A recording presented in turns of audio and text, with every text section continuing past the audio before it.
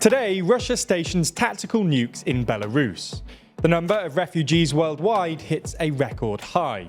Former President Donald Trump pleads not guilty, and a huge report shows that people are less interested in the news. From TLDR News, this is your daily briefing for Wednesday, the 14th of June, 2023. In yet another development in the war in Ukraine, Belarus has today started to take delivery of Russian tactical nuclear weapons. This is the first time since the fall of the Soviet Union that Moscow has deployed such warheads in a foreign country. In a statement made on the Rossiya 1 Russian state TV channel, Belarusian President Lukashenko claimed that the nukes he had received are 3 times more powerful than those dropped on Hiroshima and Nagasaki. It was only last week that Russian President Vladimir Putin stated that he would deploy nukes in the neighbouring country imminently. He made clear that special storage facilities had been developed in Belarus to store them, and while they would be stationed there, Russia would retain control over them. Putin's intention to station tactical nukes in Belarus was first announced back in March, when he tried to justify it by arguing that the US had stationed their own tactical nukes in European countries. Interestingly, Lukashenko appears to have contradicted this slightly. In an interview earlier this week, Lukashenko addressed the question of whether Belarus needs them. He said, "Why do we need them? To make sure not a single foreign soldier sets their foot on Belarusian land again. God forbid that I have to make the decision to use these weapons, but there will be no hesitation in the event of an aggression against us." It seems that Lukashenko is only too happy to have these weapons on his territory. And while others, such as the United States, are not exactly pleased about this development, it seems that they're also not that worried either. The US stated it has no intention of changing its own stance on strategic nuclear weapons, nor that it thinks that Russia is any more likely now to use one. We'll update you on this story as it develops. There's more on the way, but be sure to subscribe and ring the bell to make the daily briefing part of your daily routine, or just search for us on your podcast app to listen along.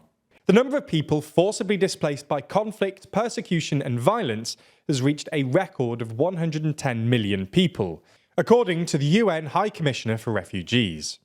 The record high figure has been reached due to a long list of crises around the world, with the recent conflict in Sudan displacing nearly 2 million people since April. The UN's refugee chief, Filippo Grandi, said it's quite an indictment on the state of our world, and added that war, violence, persecution, discrimination, and increasingly climate change, often linked to conflict, all cause displacement. The UN Refugee Agency's Global Trends Report of 2022, which was published on Wednesday, said that by the end of 2022, there were 19 million more displaced people than at the end of 2021. Of those 19 million, more than 11 million were displaced by Russia's invasion of Ukraine. As of the end of 2022, the report says that 52% of all refugees and other people in need of international protection came from just 3 countries: Syria, Ukraine, and Afghanistan. Meanwhile, Turkey, Iran, Colombia, Germany, and Pakistan host the largest refugee populations. Speaking ahead of the report's publication, Grandi highlighted that 76% of refugees fled to low and middle-income countries, and that 70% stayed in neighbouring countries. The rising number of refugees were increasingly being met with a hostile environment almost everywhere, he said, adding that leadership is about convincing your public opinion that there are people that deserve international protection. So that's the latest news from the UN Refugee Agency. Let's move and discuss what's been happening in the US. Former US President Donald Trump appeared in federal court in Miami on Tuesday and pleaded not guilty to charges relating to his alleged mishandling of classified national defense documents. Trump faces a 37-count indictment, which includes 31 alleged violations of the Espionage Act. Prosecutors have accused him of willfully taking and withholding classified documents from his presidency and obstructing in the investigation and efforts to retrieve them. Before the arraignment hearing, Trump was taken into custody at the courthouse, where his fingerprints, but not a mugshot, were taken.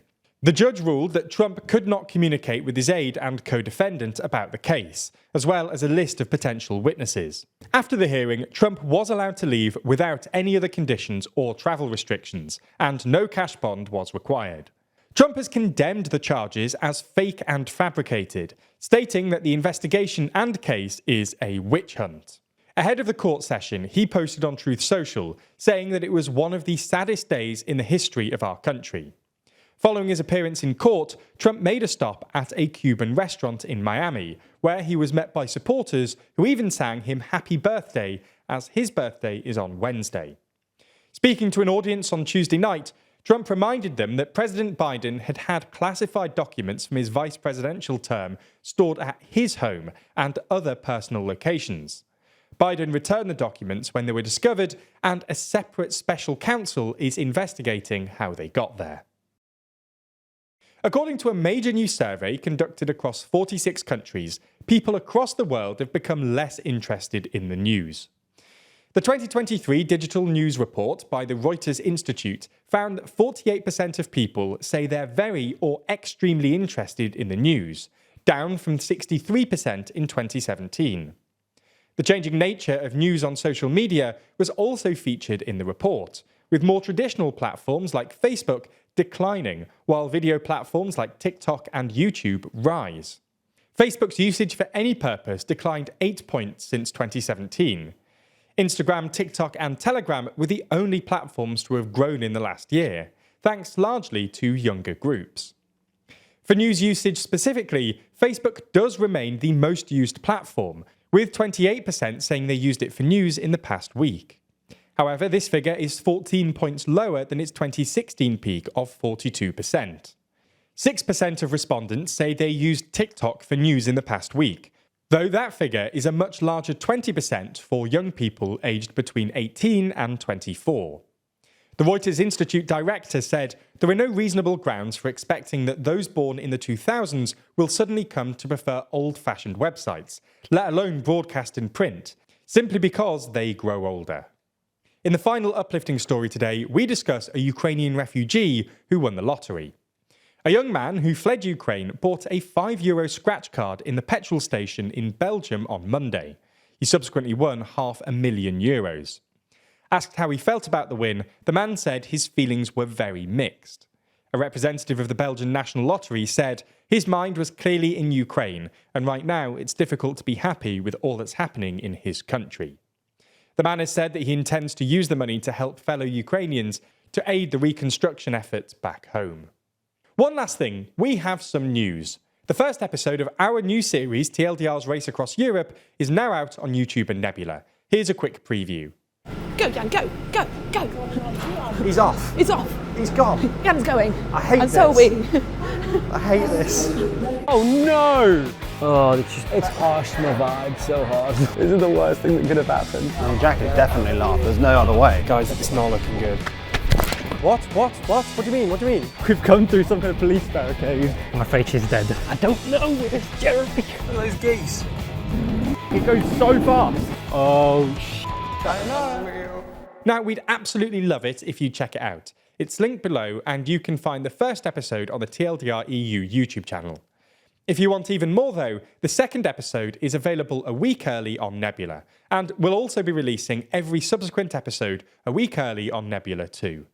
It's not just the race that's on Nebula either. We publish an extended version of the daily briefing on Nebula each and every day, with today's extended edition featuring the latest on Sweden's NATO bid.